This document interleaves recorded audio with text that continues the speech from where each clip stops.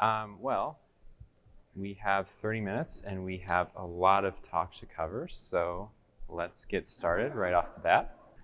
Okay, so in this talk, we're going to be looking at some topics in computer science, and we're going to be looking at them through the eyes of software developers and engineers. So we're going to see how might knowing a little bit of computer science help us out when writing our code, designing our applications, but also why might some of these topics might not be that relevant to us in our day-to-day lives. My name is Andy Andrea. I've been working with Rails for about 8 years. I graduated with a degree in computer science in 2014, and since then I've been working at a small company in Durham, North Carolina called SciMed Solutions. We're a consultancy, so we make a lot of different types of apps. I've worked on a lot of types of projects, including some with some very new and some with some very old versions of Ruby and Rails. I want to be clear, though, that I am a software developer. I am not an academic or a computer scientist, so that's the vantage point that this talk is coming from. A couple things to know before we get started. If I say CS, that just means computer science. If I say space, we're talking about memory. And if we're talking about logarithms, we'll get into a little bit of math here and there. Assume that we're working in base 2. Again, a logarithm is basically the opposite or the inverse of a power or exponent, if you haven't used them in a while. Also, I can't quite cover all of computer science in 30 minutes, which is good for me. I traded in all of my CS textbooks for a Nintendo Wii U, which tells you about how much I valued them. It was a Wii U of all things. But because of that, I've put some magnifying glass emojis at the bottom of certain slides that have things you can Google, things you can look up. Might be things that I cut from the talk or just related topics. The first thing that we're going to talk about today are numbers, specifically starting with everyone's favorite bug that's not a bug, floating point arithmetic. It's a common enough issue where you can start typing in a number like this into a search engine and it'll actually autocomplete for you. Though, full disclosure, it was kind of annoying. I went to Google and I went to DuckDuckGo and none of them had it as like the top suggestion. So if nothing else, even if this talk like really bombs, I'm pretty sure I'll be the only talk in all of RailsConf that has a screenshot from Microsoft Bing. So that's something, right? But to answer why this is happening, why 0.1 plus 0.2 doesn't equal 0.3, let's actually look at numbers. So we're used to thinking of numbers as having a representation like 7053 that's equal to a value, 7053. But we know just by looking at this number that the 5 in there doesn't mean literally 5, like the number of fingers I have on a hand, but it's 50. The 7 isn't just 7, it's 7,000. And you can actually break down the representation of a number into an equation where the individual digits are multiplied by successive powers of 10. So our rightmost digit is 3 times 10 to the 0th power, or 3 times 1. And then 5 times 10, that's where we get our 50, so on and so forth. And the thing that's important about this, it's not the powers or the addition or anything, but the 10 itself. And that's because 10 is our base. We work in a base 10 or decimal system when we typically do math. But computers use binary, base 2, which is a different base. So in base 10, we have 10 different characters that we can use to represent a number, 0 through 9. And when we run out of those characters, then we have to start adding new digits. In binary, we just have 2 digits, or 2 numbers, 0 and 1. And then once we run out of those, then we have to start adding new bits, or binary digits. So 0 and 1 look exactly the same in binary as in base 10. But then as soon as we get to 2, you can see we have to start adding new bits. If we're working with a larger base, like base 12, then we have more characters that we can use. So 0 through 9 look the same as in base 10. But then once we get to 10, then we still have the character A we can use. 11 would be B. And then when we get to 12, we get to our 1, 0 value, which looks to us like 10. For the rest of this topic, though, we're just going to be looking at binary mostly, comparing it to our usual base 10 system. And like we saw a couple slides ago, binary also can be broken down into an equation, but now we're multiplying by powers of 2, not by powers of 10. And so 1, 1, 1, 1 in binary can add up all those powers of 2. It gives you what we typically call 1, 5 or 15, which is very different than 1, 1, 1, 1 in base 10, 1,111. So far, we've just been talking about whole integer values, but fractional values, decimals, look very much the same. When we get to the right of our decimal point, then instead of multiplying by a positive power of 10, we just keep going down and start multiplying by negative powers of 10. And a quick reminder that a negative power of a number is basically the same thing as 1 divided by the equivalent positive power. So 10 to the negative 1 is 1 divided by 10 to the 1. And if any of this math isn't quite tracking for you, do not worry. This is not the point of the talk. It's just meant to, again, give some extra context. But just like we have negative powers of 10 in decimal, when we're working in bisimal or binary decimals, we have negative powers of 2 when we get to the right of our bisimal point, or a more base agnostic way to refer to it is a radix or radix point. So if we want to represent the number 6 3/8, 6.375, then we need a 1 in our bit corresponding to 4, added to a 1 in our bit corresponding to 2, that gives us 6. And then to get 0.375 or 3/8, that's 1/4. So we need a 1 in our 2 to the negative 2 bit, added to 1/8 to the negative 3. Again, if this is not tracking, don't worry. This is just extra context. We know from base 10 that there are a lot of fractional values that can't be represented in a finite number of digits, like 1/3. We usually just say, oh, 33% or 0.33, but that's not entirely precise. It's an infinite number of 3s after the decimal point. One kind of cool thing is that if we switch our base, then suddenly numbers that maybe needed an infinite amount of space, whether that's paper or memory, can now be represented in a finite number of digits, bits, whatnot. So 1 divided by 3, if we're working in base 3 math, is literally 0.1. That's exactly the value 1 divided by 3. We're not missing out on anything by just having that one number to the right of the radix point. However, the inverse also holds true. So in base 10, 0.2 is a very, very easy number for us to reason about because it's just 0.2.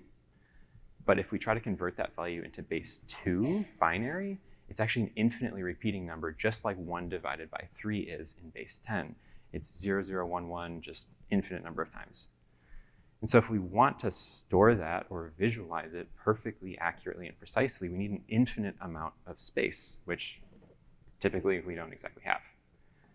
So a really simple way that we can get around that is just we try to get close and we pick a number of bits or digits and then we truncate or round off. And this is essentially what's happening with our floats in Ruby and a bunch of other programming languages. So there's a little trick you can do in Ruby to see the underlying value corresponding to a particular float. And so here you can see that 0.1 is pretty close to 1/10, but it's slightly larger. Same thing for 0.2. It's a little bit bigger than the actual 2/10 value, but 3/10 is actually slightly smaller. The closest we can get to 0.3 in this system is slightly smaller than actual 3/10. And so if you add a number slightly larger than 0.1 to a number slightly larger than 0.2, it's going to give you a number slightly larger than 0.3, which won't be equal to a number slightly smaller than 0.3. So this is the explanation of what happened on that first slide. There are a couple of other ways that we can do this if we really care about our precision.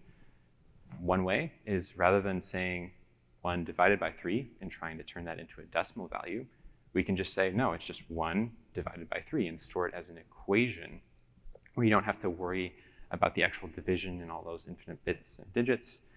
And we basically have this in Ruby with the rational class. So here you can see the rational representing 1/10 added to the rational representing 2/10 does in fact equal the rational representing 3/10. Can be a little bit hard to read though. For me personally, this example on the bottom, I can't even really tell what order of magnitude that is just by looking at that division. It means very, very little to me. But we have our precision back at the cost of some performance. We have to store that number on the top, the numerator, store the number on the bottom as well. So it slows things down, takes up a little bit more memory. For our Rubyists in the room, which is probably most of us, we probably use big decimal rather than rational or float when we care about precision. And I'm not going to get into how big decimal works under the hood, which is pretty interesting. So you can, of course, look it up on your own if you want. But it gives us that precision back. So 0.1 plus 0.2 equals 0.3. That's great. Again, though, it does have some costs in terms of performance and in terms of memory. There are a few other issues that we can run into as software developers when we're dealing with numbers. These are kind of dependent upon what programming language you're using, sometimes even what platform you're using. We're not going to cover them too much in the interest of time and getting into more interesting things that aren't math. But if you're dealing with very large numbers, then of course you might need a very large amount of memory. Negative numbers can be represented in such a way where you might accidentally get a negative number when you add two positive numbers together, which I've never seen math that works like that before. Also, overflows and underflows are things that you can run into in certain programming languages. Ruby is pretty good about this stuff, so we don't have to worry as much as if you're programming in, say, C or another low-level language. So why do we care? Why have we been looking at all these annoying zeros and ones and binary? Well, first off, knowing when to use floats, when to use decimals is very handy if we have to deal with money and you're using a float. And suddenly you have these rounding errors and people try to pay a bill and maybe it says they didn't pay the bill. So it can be very important for us to consider that precision.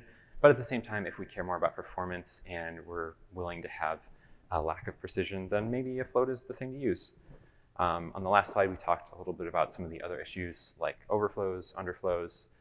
In some languages, like even in JavaScript, if you're using very, very large numbers, then math can just kind of break down at a point where like a number plus another number still equals that first number.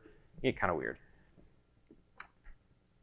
That said, I don't know about you guys, but I don't think in terms of zeros and ones. I don't use binary in my day-to-day work. I don't know that I've really thought about binary much since I've been programming. As Ruby developers, we're using a very high-level language, and kind of the point of that is to hide and abstract a lot of the stuff away so we don't have to worry about it and we don't have to think about it, which is great because I don't really like thinking about it that much. And the thing that I think is important to remember is we can use something and use it well and use it correctly without necessarily knowing how it works under the hood perfectly. So that covers part one. Part two is algorithms. I personally think this is a little bit more interesting because there's less math, if nothing else. So to start with a shared definition, the reason that I chose this definition in particular is that second word, process. Sometimes we can think of algorithms as tied to code or even tied to computation and computers. But if we're willing to broaden our definition a little bit, we can actually get a lot more power from knowing algorithms. And we're going to cover that a little bit later. Here, we have a bunch of algorithms, implementations of algorithms, all trying to do the same thing, sorting data. And so here you can see that some appear to be doing a lot better than others. Anybody play Mario Kart in the room? Yeah, okay, good, some nods, good, I'm relatable. It's important after talking about binary for a long time and admitting to using Bing. But I think that sorting algorithms here are kind of like playing Mario Kart. Like some people are really, really good. They like start off and they're like in first place the entire time. Like quicksort in our middle here is doing pretty well. And then there are people like me who are not very good at Mario Kart and are like tripping over their own banana peels. And that's kind of like our bottom left bubble sort. You can tell it's moving towards the finish line, but it's not really getting there that fast. If quicksort is like a race car, then bubble sort in this example is like a little dachshund with its tiny little legs like chasing after it. Very cute, but like, it's not really doing the job that great. So if we have some that seem to perform so much better, why do we have so many? We have a lot more sorting algorithms than just these 9. And here, if anyone is having trouble differentiating colors, quicksort here are the sort that was working pretty well on our last slide. Has some metrics that are green, so that's good, but also has some that are red and one that's yellow. And this is because just like some people might be really good at certain maps in Mario Kart, different sorting algorithms are better at different types of data. So if you have data that's very, very randomized versus data that has a lot of duplicate values versus data that might come already almost sorted, different sorting algorithms can handle those with different degrees of effectiveness. To understand what these colors and columns mean, we have to know a little bit about how algorithms are analyzed in terms of their complexity. So if you've ever heard of big O notation, that basically corresponds to our worst case column here. So In other words, quicksort would have big O of n squared time complexity. Time complexity is roughly going to be synonymous with like runtime of actual implementation, or the number of executions or operations that your CPU has to go through in order to execute your code. Similar notations like big omega, which is our best case, big theta, which is our average case, also exist. They have formal definitions. The average time isn't just like you implement it and run it a bunch of times and take the mean. It has a mathematical definition, but we're just going to stick with our worst case big O notation moving forward. The other thing that's really important here, the meaning of all these n's. So n is the size of our input. So for a sorting algorithm, it's basically the size of the data that we're trying to sort, like the length of an array. And so when we say that quicksort is big O of n squared, that means that in the worst case scenario, as we increase the size of our input, the time complexity or the number of executions is going to be increasing a lot faster. So this is not very good. Ideally, if we increase our data a little bit, then the runtime of our code would also increase just a little bit. But for things like n squared, it increases a lot more rapidly, which can be a bad thing for us. A couple other things in addition to like n log n and n squared that we've seen so far, different time complexities you might run into. You can see just from this graph, some grow a lot more quickly than others. And this can have real performance implications for your implementations of your algorithm. If it shoots up really fast and you're going to be dealing with a lot of data over time, then your code might not scale that well. A really good time or space complexity, we're just going to be talking about time complexity moving forward, is constant time, or big O of 1. And you can see it doesn't have an n in there, so that means that it's going to take roughly the same amount of time to execute regardless of your input. So it scales essentially perfectly. A really bad complexity, on the other hand, would be factorial time. And exclamation point, factorials are just a number multiplied by all smaller numbers than itself. So 4 factorial would be 4 times 3 times 2 times 1. And that just shoots up super quick. I had to take it off this graph because it made everything else basically just like smushed together. But now that we've talked a little bit about different complexities, what do they actually look like in terms of an algorithm or code? And the handy thing about time complexity is that you can get a rough sense of it by looking roughly at how many lines of code get executed. This isn't exactly precise, and for reasons that we'll talk about in a little bit. But here, this is that constant time. It doesn't really care about the size or the length of our data. It's just one line of code that gets executed one time. So big O of 1 in our worst case. A slightly more complicated example would be big O of n, or linear time. And so our first line of code here, our puts, that's just constant. Again, it's 1. It doesn't look at the size of our array or anything. But then when we get within our reduce, we have 2 lines of code. Each of those will get executed for every element in our array. So n times, meaning that we have 2n, or 2n plus 1 across the entire method when we're including that puts. However, in big O notation and similar notations, we drop coefficients and constants and lesser terms. That's because we're usually considering how our algorithm performs as n approaches infinity. And so when we have infinity and we're adding 1 to it, that's just infinity. It doesn't really change things. Similarly, n cubed plus n squared will have a much smaller effect, so we just drop it. Coefficients are a little bit weirder, like that 2 in our 2n. And that's because when you're implementing your code and running it in different environments, different things might happen. Like if you're working with very fast memory versus very slow memory, or you're running Ruby 1.8 versus Ruby 3.1. So these things all kind of just make the coefficients less precise and valuable, so we just get rid of them. Okay, so we've talked about how algorithms are analyzed in terms of their complexity. Let's design an algorithm from scratch. So if we have a very simple application, say a bookstore or a library, we have a list of books in an array, they all have a title, we've got them all sorted alphabetically because we're programmers and we're particular about this kind of stuff. And let's say we want to find a particular book by its title. So let's say the pragmatic programmer happens to be the last one in our list here. Very simple way that we can get that is books.find in Ruby. Very readable, Very simple, gets the job done. You can see here from putting a put statement in our find block that it goes through every element in our array, looks at it, says, okay, this is not the one you're looking for, until it finds the book that we want and returns it. So this is perfect. It works. If we literally have like 8 books, it'll run perfectly quickly. But we can do a little bit better than this if we leverage the fact that all of our data is sorted, again, by title.